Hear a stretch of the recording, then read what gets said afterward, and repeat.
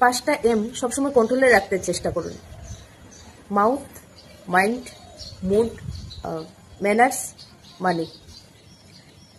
Mouth মানে মুখ, মুখটা আপনার কই চালাইরা না চালাইরা খুব বুঝে শুনিয়া চালায়, কারণ মুখ দিয়েই মানুষকে আপনি হাতের বাইরে বার করতে পারবা, আবার মুখ দিয়েই আপনি বশ করিয়া রাখতে পারবা।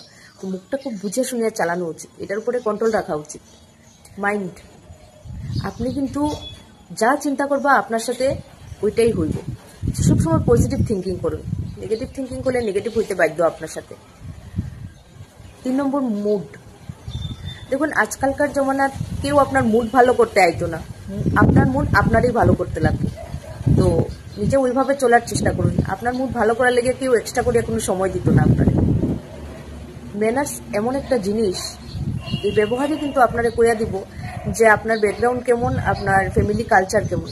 সো নিজের মা বাবার শিক্ষারে যদি ছোট না করতে লাগে, তাহলে ম্যানার্স ভালো করতে চেষ্টা করুন।